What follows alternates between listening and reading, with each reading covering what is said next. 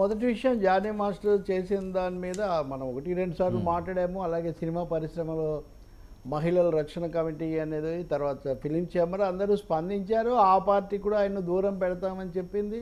కాబట్టి ఆ జానీ చేసిన విషయంలో ఒక వైఖరి, ఆయన మీద వచ్చిన ఆరోపణల విషయంలో ఒక వైఖరి తీసుకున్నారు.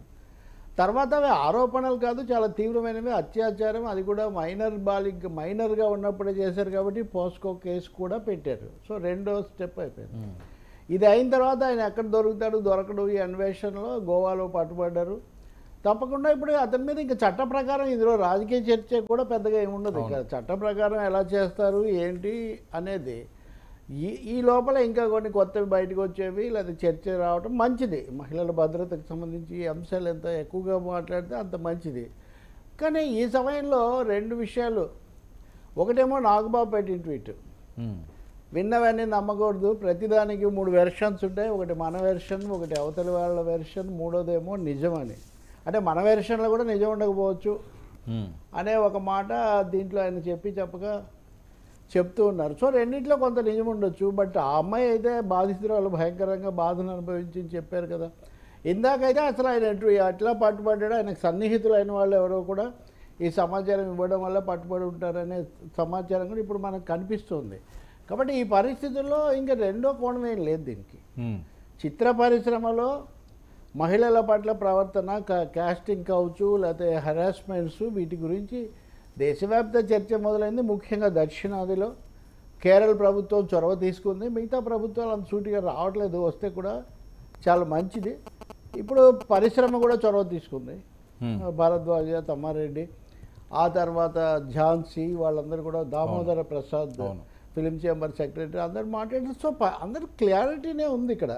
ఇప్పుడు అదనంగా రామాయణంలో పిడకల వేటలాగా మహిళల బాధలో మత రాజకీయాల వేటకు రాజాసింగ్ లాంటి వాళ్ళు సిద్ధమైపోతున్నారు. ఎమ్మెల్యే రాజాసింగ్, ఇప్పుడు మీరు చెప్పిన ఆమె కూడా బీజేపీయే కావడానికి, ఆమె నటీమణి కానీ ఆమె కూడా బీజేపీయే. చాలా సందర్భాల్లో ఆమె చేసినటువంటి వ్యాఖ్యలు వివాదగ్రస్తంగా మారే, అదంతా నిజం. లవ్ జిహాద్ ఏంటండి, ఎవడో ఎక్కడో అంటే ఇప్పుడు ఎంతోమంది ఆ గతంలో అయితే చేసిన వాళ్ళందరూ జానీ అనే పేరున్న వాళ్ళేనా? ఇప్పుడు అనేక పేర్లు వచ్చాయి, వాళ్ళందరూ వాళ్ళ మతం ఏంటి, వాళ్ళ కులం ఏంటి చూసి ఆ మతాన్ని, కులాన్ని అన్నింటినీ కూడా అందామా? అసలు జిహాద్ అనే పదాన్ని ఇంత విచ్చలవిడిగా వాడటం ఎలాంటి రాజకీయం అండి? దీంట్లో 2 నష్టాలు ఉన్నాయి.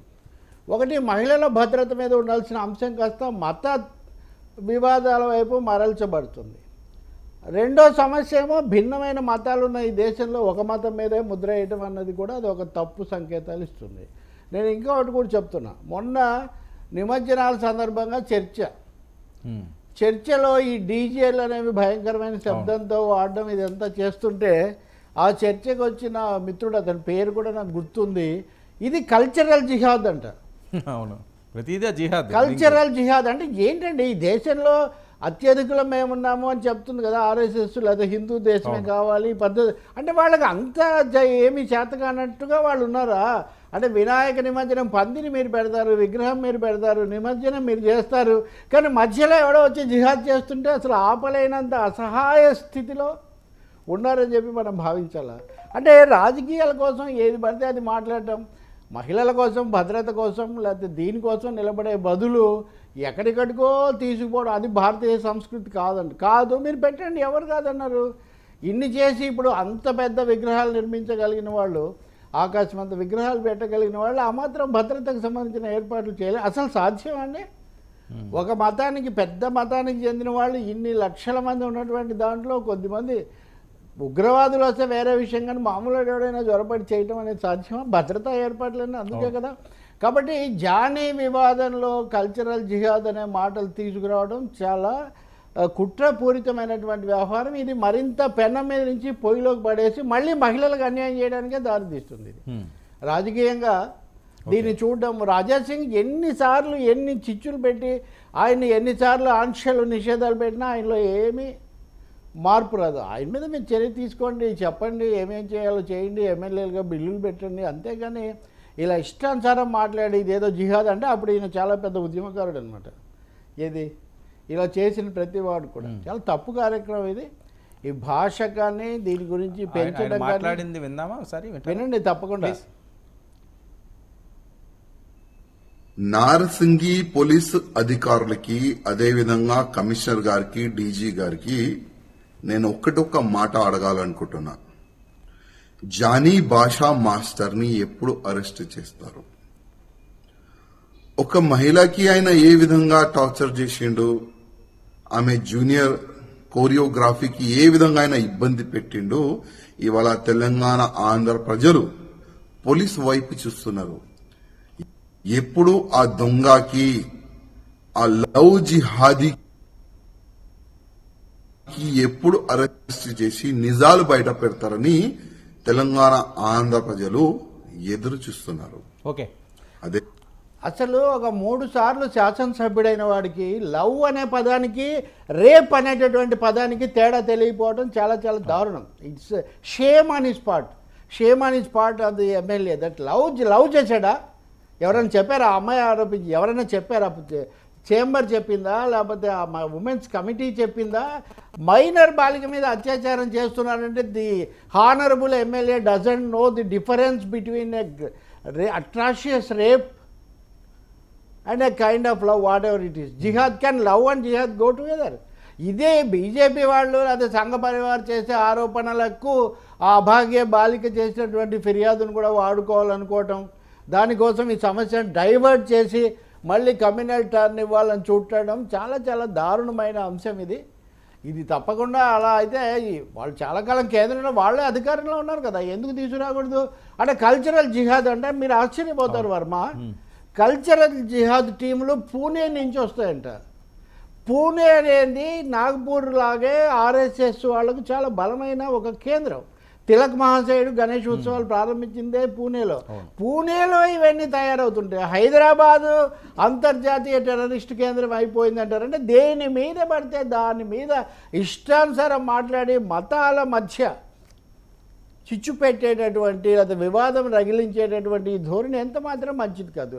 ఇంకా రెండో ఆమె నటీమణి గురించి నేనేం మాట్లాడి, ఎందుకంటే చాలాసార్లు చాలా వివాదాలు వాటిలో చిక్కుకోవడం నాకు ఇష్టం ఉండదు. కానీ ఆమె కూడా మహిళల కోణం నుంచి మాట్లాడకుండా మత కోణం నుంచి ఆమె కూడా మాట్లాడతారు.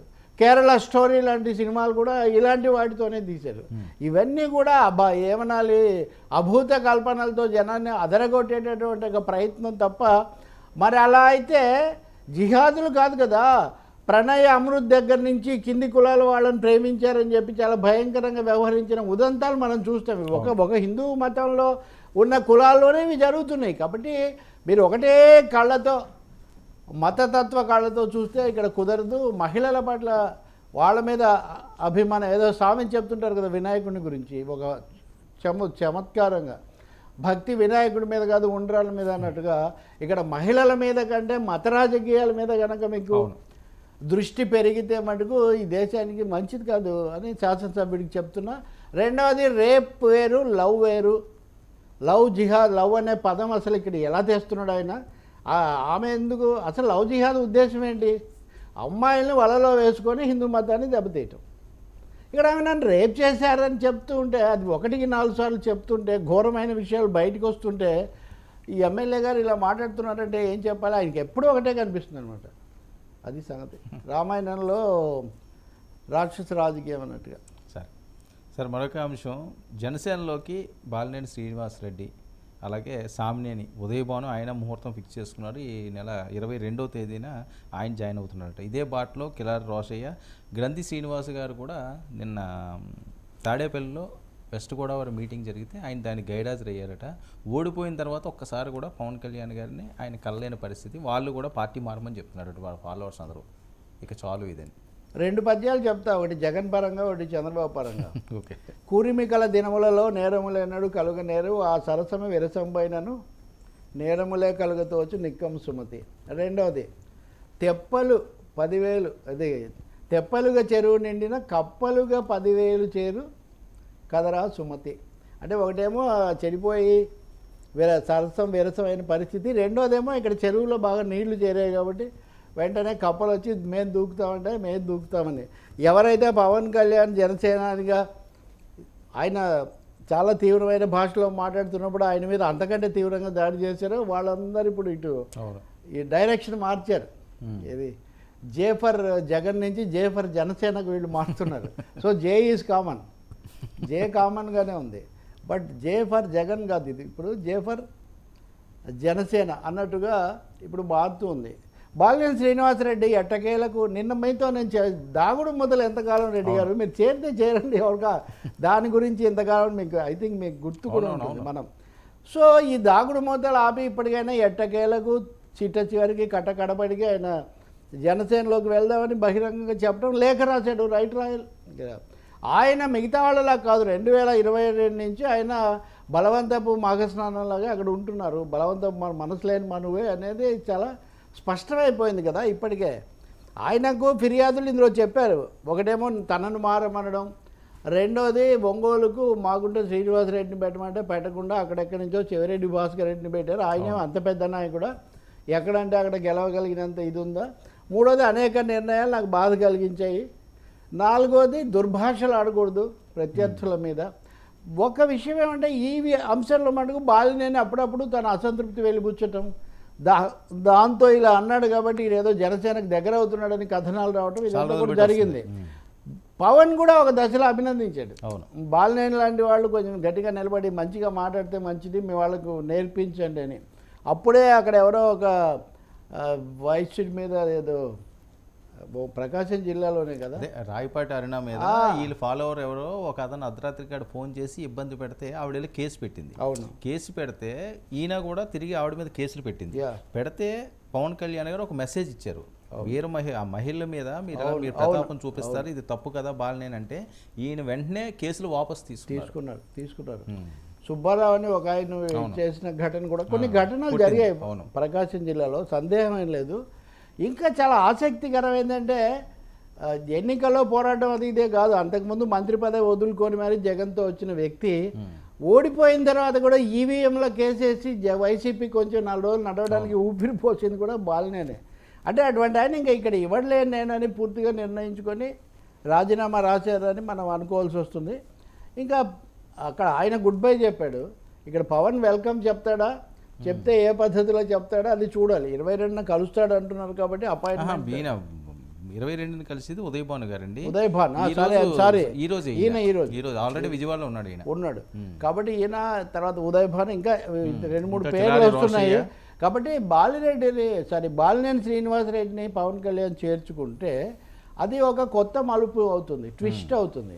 ట్విస్ట్ ఎందుకు అవుతుందంటే ప్రధానంగా గోదావరి జిల్లాలో అక్కడక్కడ చెదురుమదురుగా ఉన్నటువంటి జనసేనకు చాలా కీలకమైన కోస్తా జిల్లాలో, అందులో కూడా ప్రకాశం జిల్లాలో రావటం, ఆ తర్వాత గుంటూరు, నెల్లూరు ఇలా విస్తరించేటైతే కనుక జనసేనలోకి పెద్ద తలకాయలు కాస్త మోతుబర్లు రావటం అన్నది ఇప్పటివరకు జనసేన అనేది పవన్ కళ్యాణ్ పవర్ స్టార్గా ఆయనకున్న ఆకర్షణ, సామాజిక మద్దతు ఇదే ఉంది.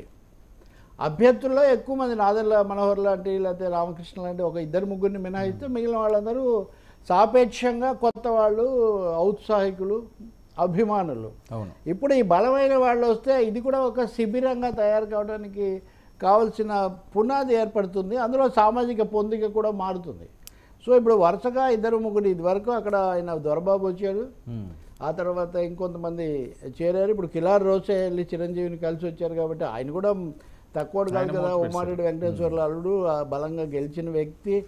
ఇంకా మూడోది మీరు చెప్పిన గ్రంథి శ్రీనివాస్ భీమవరం. అంటే భీమవరంలో అప్పుడు పవన్ కళ్యాణ్ రాజకీయాలు మలుపు తిరగడానికి కారణమైన వ్యక్తే మళ్ళీ ఈ పార్టీలో చేరడానికి రావడం అంటే ఎంత ముఖ్యమైనది. మీరు చూస్తే కనుక ఎన్నికల సభల్లో పవన్ కళ్యాణ్ ఎక్కడ గోదావరి జిల్లాలో మాట్లాడినా గ్రంథి శ్రీనివాస్ పేరు లేకుండా ద్వారంపూడి అదొక రకమైంది. ఈయనదేమో మీరు కులం అని వెళ్తారేమో, వెళ్ళకూడదు, రాజకీయంగా రాష్ట్రాన్ని కాపాడడం ముఖ్యమని ఆయన చెప్తూ వచ్చారు.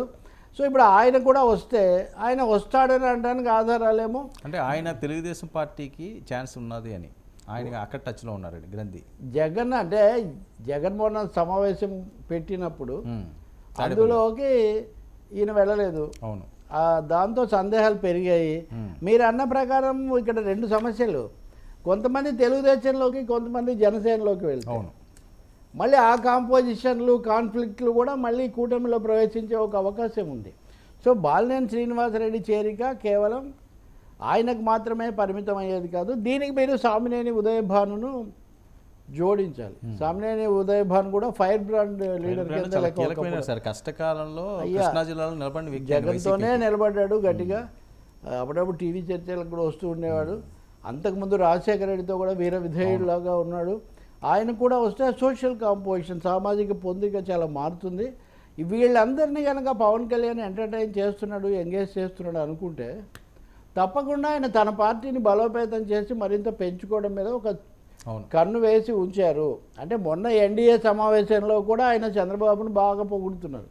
అంటే అభినందించడం వేరు, 73 ఏళ్ల వయసులో కూడా ఓపికగా చేస్తున్నారు, అనుభవం కలిగిన వాళ్ళు, ఇట్లాంటివి కొంచెం ఉదారంగా ప్రశంసిస్తున్నాడు పవన్ కళ్యాణ్. అందులో ఆయన అభిమానుల్లో కూడా అభిప్రాయం ఉంది. మేమంతా మీ వాళ్ళు వచ్చిందంటుంటే మీరేమో ప్రతిసారి ఆయన పొగుడుతుంటే ఎట్లా అన్న. మొత్తానికి అలా పొగుడుతూ ఉన్నప్పటికీ వ్యూహాత్మకంగా జనసేనను పటిష్టం చేసుకోవడం మీద, తన శ్రేణులు పెంచుకోవడం మీద కూడా ఆయన పూర్తిగా దృష్టి పెడుతున్నాడని అర్థమవుతుంది. ఇంకొకటి నేను మీకు ఎన్నికల పోటీ అప్పుడే పోలింగ్ అప్పుడు ముందే చెప్పాను, పవన్ కళ్యాణ్ గతంలో లాగా ఎవరో ఒకరు వస్తే చాలని అనుకోవడం లేదు.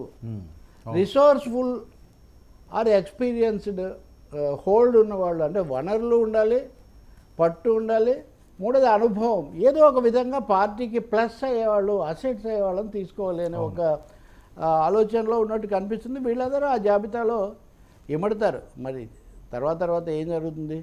బాలినేని కలిశాక మాట్లాడతారంటున్నాడు ఆయన. అంటే బాలినేని కలవడానికి ఇష్టపడడం, ఒప్పుకోవడమే ఒక ముఖ్యమైన పరిణామం. కాబట్టి ఆయన సీనియర్ మోస్ట్, నిస్సందేహంగా బాలినేని సీనియర్ మోస్ట్ కింద లెక్క. అంటే వైవి సుబ్బారెడ్డి మీద ఆయన కూడా ఆ జిల్లానే, బంధువు కూడా. ఈయనకు వచ్చేసరికి ఎప్పటి నుంచో ఉన్నాడు. కాబట్టి ఏం జరుగుతుందో మనం చూడాలి. ఈ తెలుగుదేశంలో దీని ప్రభావం ఎలా ఉంటుందనేది కూడా మనం గమనించాలి.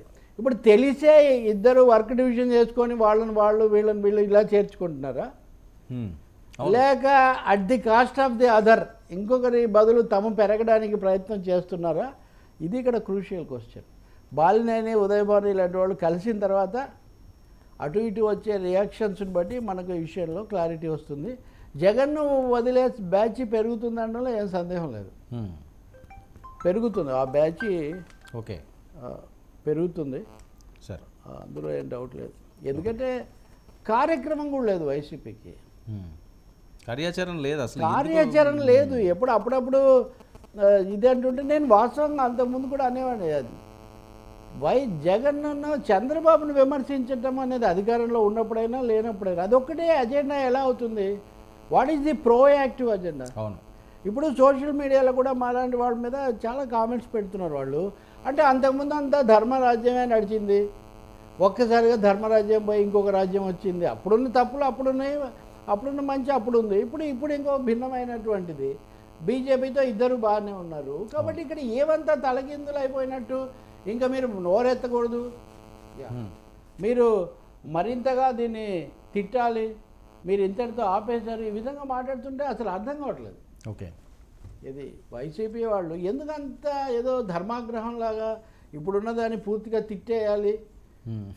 అలా తిట్టలేదు జగన్, లేకపోతే కొంచెం రెండు వైపులా చూద్దాం అన్నందుకే కదా కోపం వచ్చింది.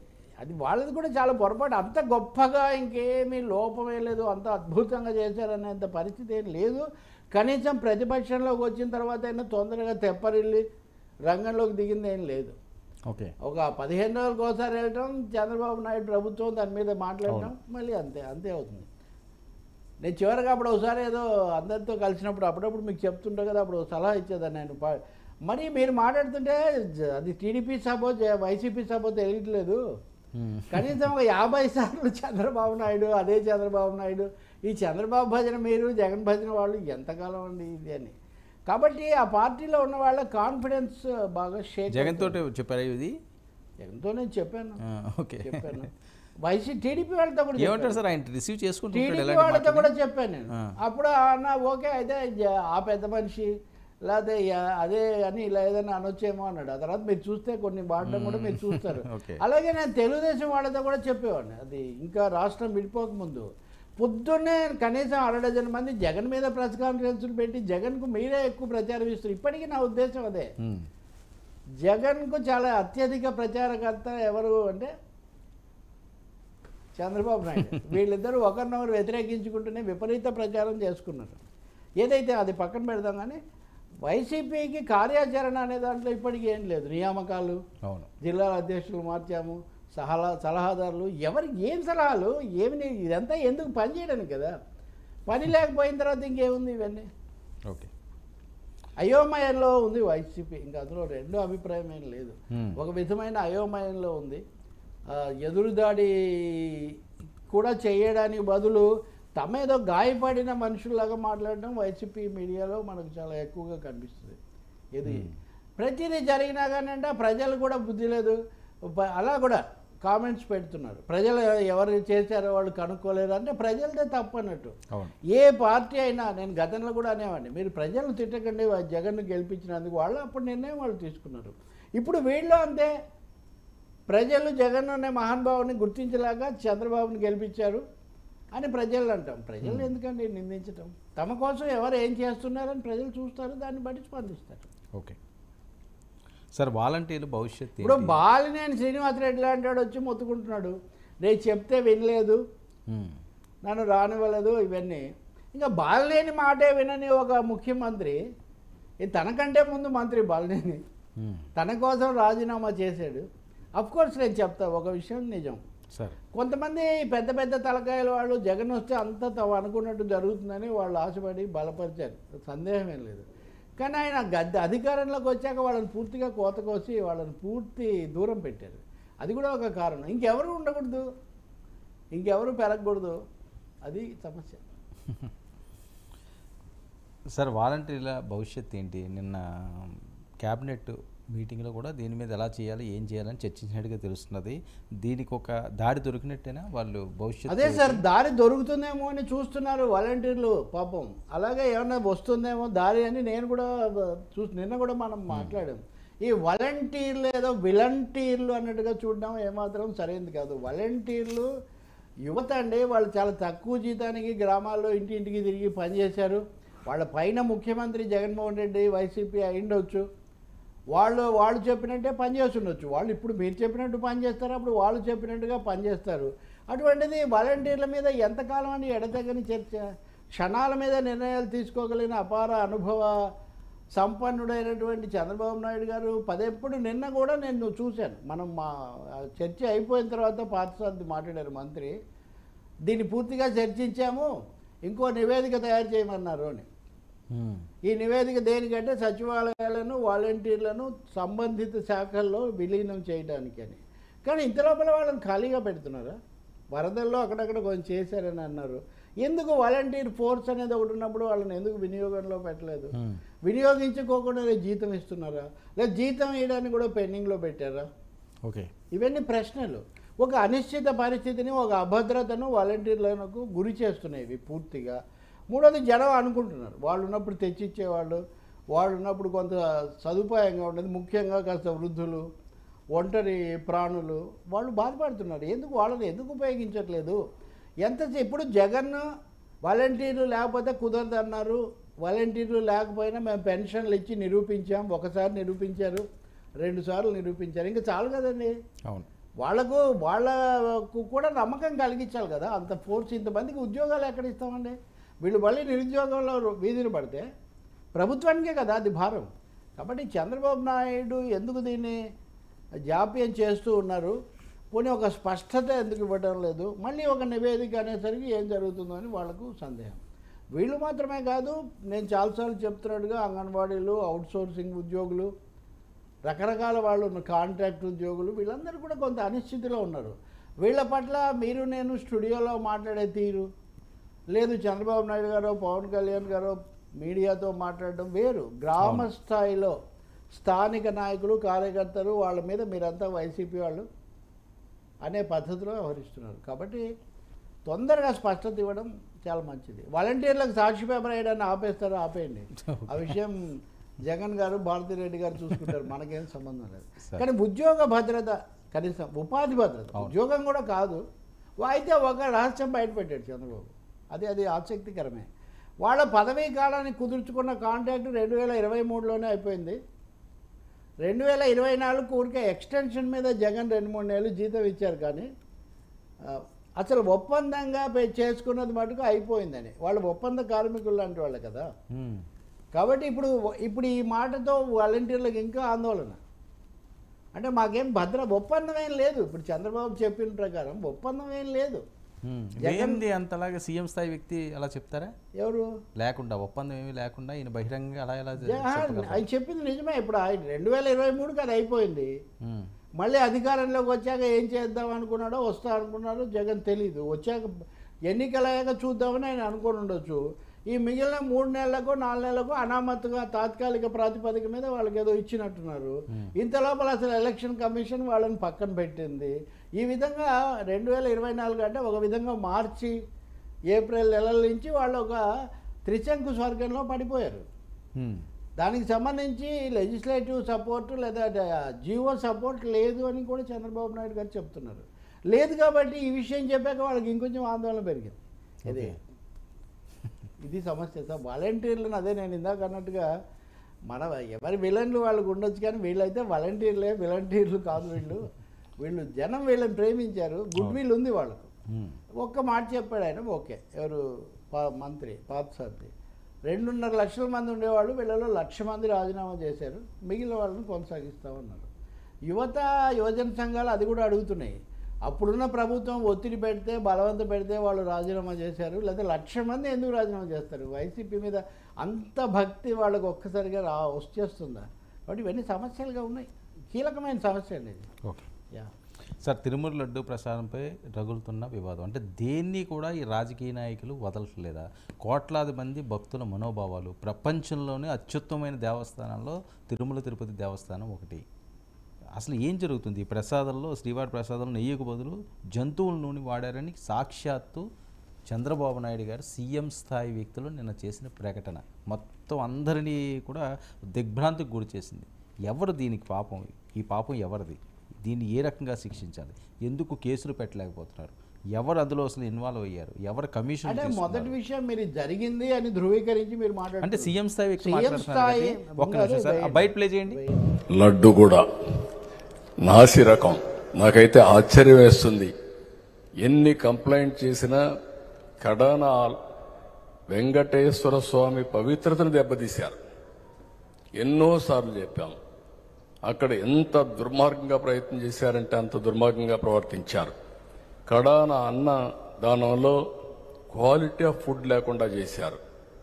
దేవుని దగ్గర పెట్టే ప్రసాదం అపవిత్రం చేసే విధంగా ఓసారి బాధేస్తుంది. నాసి రకమైన ఇంగ్రీడియంట్సే కాకుండా ఎనిమల్ ఫ్యాట్ కూడా వాడారని. ఏది గీకు బదులు ఈరోజు స్వచ్ఛమైన గీ తెమన్నాం, ప్రక్షాళన చేయమన్నాం. నాణ్యత పెరిగింది, ఇంకా కూడా నాణ్యత పెంచుతాం. అల్టిమేట్గా వెంకటేశ్వర స్వామి మన రాష్ట్రంలో ఉండడం మనందరి అదృష్టం. అంటే సీఎం వ్యక్తి అంటే ఉన్నట్టు చెప్దాం. నిస్సందేహంగా ఈ ఆరోపణ అది కూడా ముఖ్యమంత్రి నుంచి రావడం ఆందోళన కలిగిస్తుంది. ఆశ్చర్యం ఆయనకే కలిగింది, మనకు కూడా ఆశ్చర్యం కలుగుతుంది. కానీ ఇది మొదటిసారి చంద్రబాబు నుంచి రావటం. నాకు తెలిసి ఎన్నోసార్లు చెప్పామని ఆయన అంటున్నారు, కానీ నాకు తెలిసి బీజేపీ, ఆర్ఎస్ఎస్ లేకపోతే ఎవరు కూడా ఈ ఆరోపణ చేసినట్లేదు. అప్పుడప్పుడు చిన్న స్థాయి వాళ్ళు కొంతమంది చేసి ఉండొచ్చు. కానీ ఇప్పుడు ఆయన ప్రక్షాళన కోసం నియమించిన ఈవో శ్యామలరావు, ఆయనే అన్నీ తెలుసుకున్నాక నేను మాట్లాడతానని చెప్పి అన్నీ తెలుసుకున్నాక మాట్లాడిన ఆ ఈవో, ప్రస్తుత ఈవో ఏమన్నారు అంటే ఇది వెజిటేరియన్ ఫ్యాట్, వనస్పతి అంటాం చూడండి. వనస్పతి డాల్డా అని ఒకప్పుడు అనేవాళ్ళు, తర్వాత తుషార్ అనేవాళ్ళు, లేదా ఇప్పుడు రకరకాల పేర్లతో ఉన్నాయి. సో వెజిటేబుల్ ఫ్యాట్ వాడారు అనేది అయితే మాకు వచ్చింది, కానీ వేరేది మాకు ఆయన చెప్పినంతవరకే. అంటే ప్రజెంట్ ఈవో చెప్పనే విషయాలు ఇంకా ఉన్నాయా? ఇంకొకటి, చంద్రబాబు నాయుడు ఈ మాట ఎక్కడ చెప్తున్నారు? డ్యూ రిగార్డ్ టు బాబు గారు, ఆయన తిరుపతి అంటే ఆయనకు చాలా, ఆయన పెరుగుదల మొత్తం, ఎదుగుదల మొత్తం అక్కడే కదా. చాలాసార్లు చాలా ఆరోపణలు చేశారు. ఏది నారీ నడుమ మురారి అన్నట్టుగా వైసీపీ టీడీపీ మధ్యలో తిరుపతి దేవుని చాలాసార్లు పెట్టారు, కానీ ఎప్పుడైనా కానీ ఈ విధమైనటువంటి ఆరోపణ రాలేదు. దీన్ని నిన్న మంత్రివర్గ సమావేశంలో ఎందుకు పెట్టలేదు? మంత్రివర్గ బ్రీఫ్ చేసే సమయంలో ఎందుకు తీసుకురాలేదు? ఇది ఒక private meeting, we should remember. అది అధికార కూటమి కావచ్చు, కానీ అధికార సమావేశం కాదు. అధికార కూటమి యొక్క లెజిస్లేచర్ పార్టీ సమావేశం. మరి అధికారికంగా దాదాపు క్యాబినెట్ సమావేశం జరిగి మొత్తం రాష్ట్రమంతటి ఫోకస్ మీ మీద ఉన్నప్పుడు అనేక సందర్భాల్లో చర్చలు, ఈ మధ్య కూడా తిరుపతి వెళ్ళారు, ఎప్పుడు ఎక్కడ రాకుండా ఇప్పుడు హఠాత్తుగా నిన్న ఈ విషయం రావటం ఏంటి? వచ్చి ఉంటే ఇప్పటికే మీరు ఉత్తర్వులు ఇచ్చారా? ఇప్పటికే ఉత్తర్వులు ఇచ్చి విచారణ జరిపిస్తున్నారా? ఎవరి మీద అయినా మీరు ప్రాథమికంగా చర్యలు తీసుకున్నారా? దీని మీద ఇప్పటికే మీరు ఏమైనా నివేదికలు తెప్పించారా? కేసులు పెట్టారని మీరు అంటున్నారు. నేను కేసుల దాకా కూడా పోవడంలా. మీరు ఇదివరకు ఇప్పటికే పాత తేదీతో మీరు అధికారంలోకి వచ్చి 100 రోజులు అయింది కదా. ఈ 100 రోజుల్లో ఏదైనా జీవో ఇవ్వడం కానీ పరిశీలించడం కానీ జరిగిందా? నేను ఈ మాట ఎందుకు అంటున్నానంటే, భక్తులు అనేవాళ్ళు లక్షల కోట్ల మంది అక్కడికి వెళ్ళి దాన్ని ఆరోగించి దాన్ని తీసుకొని స్వీకరించి మేము చాలా ధన్యులమయ్యామని చెప్పి భావించిన ఒక పదార్థాన్ని, ఎంతో పవిత్రంగా భావించారు, దాన్ని మీరు చాలా లోపభూయిష్టం, దోషభూయిష్టం, అది కల్తీ అని మీరు చెప్తున్నప్పుడు ఒక విధంగా వాళ్ళ విశ్వాసాలని కూడా గాయపడే అవకాశం ఉంది. నేను ఇంకోటి చెప్తున్నా, ధర్మారెడ్డి ఈవోగా ఉన్న ఆయన మీద తీవ్ర ఆరోపణలు, విమర్శలు చాలా ఉన్నాయి.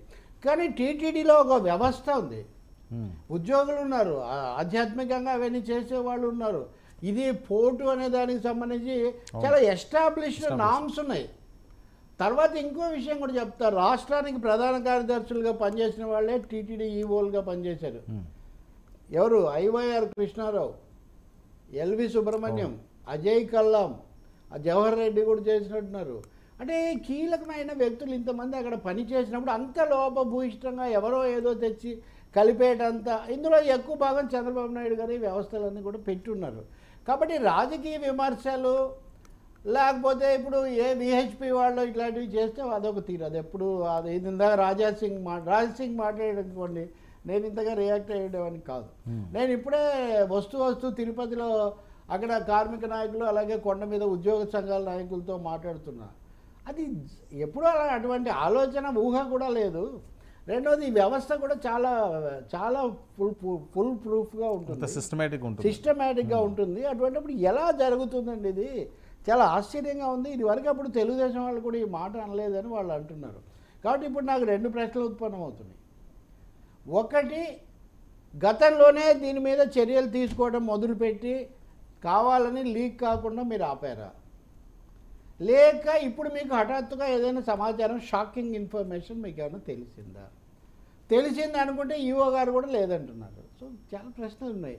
చాలా రోజులుగా కొన్ని శక్తులు తిరుమలలో, తిరుపతిలో, తిరుపతి అన్నప్పుడు వెంకటేశ్వర స్వామి, బీబీ నాంచారిని కూడా చేసుకున్నటువంటి, వెంట ఉంచుకున్నటువంటి విశాల హృదయుడని గుర్తుపెట్టుకోవాలి. భారతదేశమే కాదు, ప్రపంచమంతా కూడా ఇక్కడికి వచ్చి పూజించే వరల్డ్స్ రిచెస్ట్ అంటుంటారు. నేను రిచెస్ట్ అనే అనను, చాలా మోస్ట్ వర్షిప్డ్ గాడ్, అంతే కదా. ఆయన ఆ పరంగా, విశ్వాసపరంగా అటువంటి చోటికి వచ్చేవాళ్ళు మొత్తంగా అంతా చేసేవాళ్ళు కానీ, తినేవాళ్ళు కానీ, తీసుకునేవాళ్ళు కానీ, ఇప్పుడు మీరు కూడా తరచూ మంత్లీ ఒకసారి పోతుంటారు కదా. ఇప్పుడు అంత తీవ్రమైన విషయాలు జరిగితే భక్తులు అది తెలుసుకోలేని ఒక పరిస్థితి ఉంటుందా? ఇంకో పెద్ద విషయం, ఇప్పుడు రమణ దీక్షితులు లాంటి వాళ్ళు అనేక సమయాల్లో అనేక వివాదాలు ఉన్నాయి, విమర్శలు చేశారు. టీడీపీ ఉన్నప్పుడు విజయసాయి రెడ్డి లాంటి వాళ్ళు చేశారు. ఈ వివాదాలకి ఎందుకంటే కొండను నిలయంగా చేసుకుంటారు. అప్పుడేమో మీరు ఆ మణి, ఏదో ఒక మణి అనేవాళ్ళు, ఏమనేది, పింక్ డైమండ్, పింక్ డైమండ్, అది గోమేధకం లాంటిది. అది చంద్రబాబు నాయుడు బెడ్రూమ్లో తవ్వితే దొరుకుతుంది అన్నాడు విజయసాయి రెడ్డి. ఎవరు ఎక్కడైనా తవ్వలేదండి. మళ్ళీ దీక్షితులు గారు వచ్చారు, మళ్ళీ వెళ్ళారు, ఏవో జరుగుతున్నాయి. కాబట్టి బట్ మీరు అన్నట్టుగా ముఖ్యమంత్రి నోట ఇంత పెద్ద మాట, పెద్ద ఆరోపణ రావటం అన్నది షాకింగ్. అయితే దీని మీద నేను ఇప్పటికే వైవి సుబ్బారెడ్డి, భూమన కరుణాకర్ రెడ్డి ఇద్దరు మాట్లాడింది చూసా. ఇద్దరు చైర్మన్ కదా. భూమన అది వరకు కూడా ఉన్నారు. ఒకటేమో ఆయన వేదాంతం చెప్పాడు, దేవుడికి అట్లా చేస్తే వాళ్ళే పోతారు, దేవుడికి సంబంధించి తప్పుగా మాట్లాడితే వాళ్ళే గురవుతారని ఆయన చెప్పాడు. వైవి సుబ్బారెడ్డి ఏమో నేను ఎలాంటి విచారణకైనా, ప్రమాణానికైనా సిద్ధంగా ఉన్నాను, మీరు కూడా ప్రమాణానికి సిద్ధమా అంటారు. నేనైతే ఆ ప్రమాణాల జోలికి నేను పోను, కానీ చట్టబద్ధంగా మీరు దీన్ని కేసు, రాజకీయంగా చర్యలను తీసుకోండి చట్టపరంగా, లేదంటే దీని మీద ఒక అపార్థాలు పెరగకుండా. ఎందుకంటే దీన్ని ఆధారం చేసి ఇప్పుడు బీజేపీ వాళ్ళు హడావుడి పడతారు. నేను పొద్దున్నే ఒక బీజేపీ నాయకుడితో మాట్లాడుతున్నాను, సీనియర్తో, చాలా విషయాలు ఇంకోసారి నేను మీతో షేర్ చేస్తాను. మా ఎజెండా కాస్త చంద్రబాబు నాయుడు హైజాక్ చేస్తున్నాడు అని చెప్తున్నాను నేను. తిరుపతి ఎజెండా మా చేతుల్లో ఉండకుండా చంద్రబాబు హైజాక్ చేస్తే ఎట్లాగండి అన్న పద్ధతిలో బీజేపీ వాళ్ళ పేటెంట్ హక్కులు ఏమన్నా వాడదు బీజేపీ కదా, patent కదా ఈ హక్కు. తీసుకున్నారా కాబట్టి- ఏంటి పేటెంట్ హక్కులు వాళ్ళు ఏమన్నా తెలుగులు అంతే కదా, తెలుసు అంతే కదా, అది ఏదైనా కాబట్టి చాలా సమస్య అండి ఇది. షాక్. భక్తుల మనోభావాలు సంబంధించారు, ఇది నిగ్గు తేల్చాలి ఖచ్చితంగా. భక్తుల మనోభావాలే నేను అంటుంది, తీసుకున్న వాళ్ళ మనోభావాల సమస్య కూడా. కాబట్టి నన్ను అడిగితే ముఖ్యమంత్రి గారు దీన్ని లోపాయికారిగా దర్యాప్తు చేయించి ఏదైనా వచ్చిన తర్వాత బయట ఉంటే చాలా బాగుండేది. అది కూడా కాకుండా పొలిటికల్గా వాళ్ళ లెజిస్లేచర్ పార్టీ సమావేశాలు, కూటమి సమావేశంలో పెట్టాల్సిన అంశం కాదు ఇది. ఇది అడ్మినిస్ట్రేషన్కు సంబంధించినటువంటి అంశం ఇది. Okay, it's not a religious ఇష్యూగా మీరు దీన్ని అక్కడ తీసుకొని వస్తే, అంటే ఎన్డీఏ ప్రభుత్వం కదా ఉంది, తెలుగుదేశం ప్రభుత్వం కాదు కదా. మరి true to the tradition of NDA Chandrababu Naidu ఇలా మాట్లాడారా? ఇలాంటి సందేహాలు వస్తాయి. చూద్దామండి, ఈరోజు దీని మీద తప్పకుండా ఒక క్లారిఫికేషన్ రావాలి, ఒక ఫాలో అప్ యాక్షన్, ఒక ఏమనాలి కరెక్టింగ్ మెజర్ రావాల్సిన అవసరం ఉంది. దర్యాప్తు జరుపుతారా? జరపండి. ఇప్పుడు రమణ దీక్షితులు గారు, ఆయన ఎవరో కార్పొరేట్, ఆయన మనవాన్ని ఆశీర్వదించడానికి విగ్రహాన్ని తీసుకుపోయి అక్కడికే అని అప్పుడు వచ్చింది కదా ఆరోపణ, ఇట్లాంటివి వచ్చేవి. కాబట్టి అనేక మంది భక్తితో కూలుస్తారు. భక్తికి రాజకీయ ఈ రకరకాలైనటువంటి ఎత్తులకు కుదరదు, జరగకూడదు. ఓకే. యా.